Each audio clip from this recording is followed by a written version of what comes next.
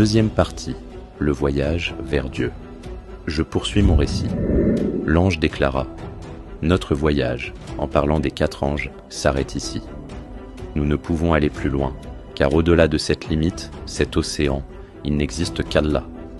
Si nous devions franchir cette frontière, nous serions anéantis. Les anges appelèrent Matin le premier homme de nous 4. Ils s'entretinrent avec lui, puis ce dernier s'en alla en direction de l'océan.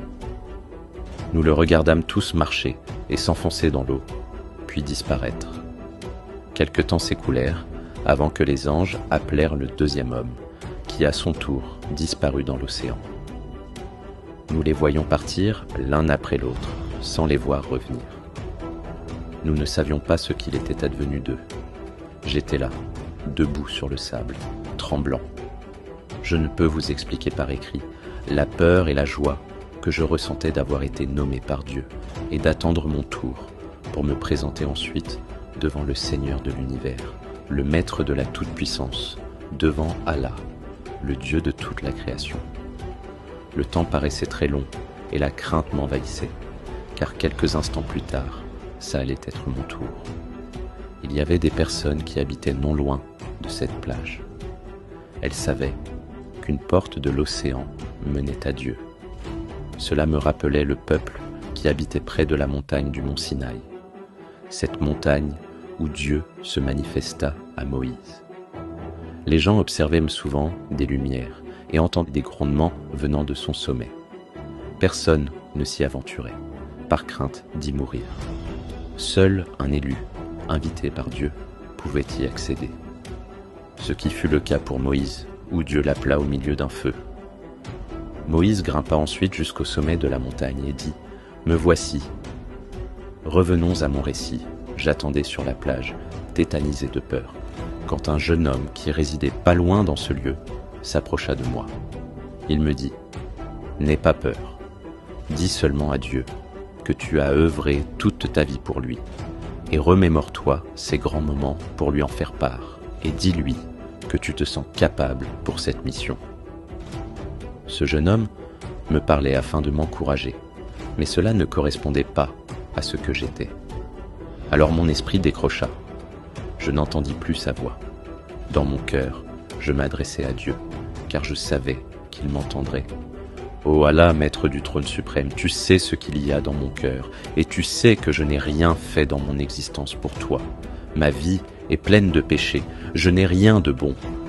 Mais une chose, mon Seigneur, dont je peux être certain, c'est que toute ma vie, je t'ai toujours aimé du fond de mon cœur, plus que tout ce bas monde. Je n'ai jamais cessé d'espérer en toi, que tu me guides parmi tes sincères serviteurs, et qu'un jour tu sois satisfait de moi. Rappelle-toi, mon Seigneur, lorsque tu me parlas durant la nuit d'Al-Qadr à la Mecque, demande-moi tout ce que tu veux, et je t'exaucerai. Et je te répondis : ô mon Seigneur, je ne veux que ta satisfaction. Sois satisfait de moi. À ces mots, j'entendis l'ange m'appeler.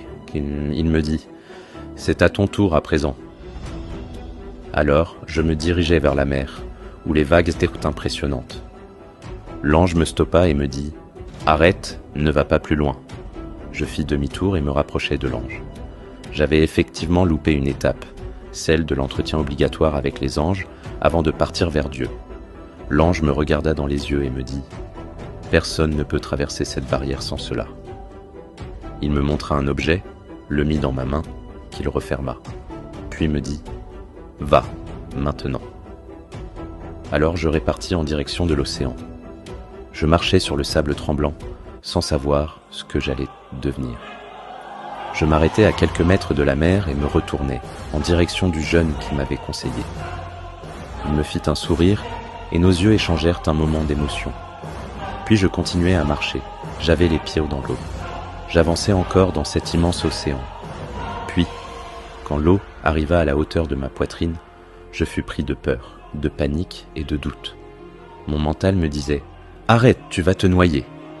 Puis, je me ressaisis et me dis que je devais y aller, quoi qu'il arrive. Je m'adressai alors à Dieu à haute voix, en disant : je m'en remets entièrement à toi, mon Seigneur.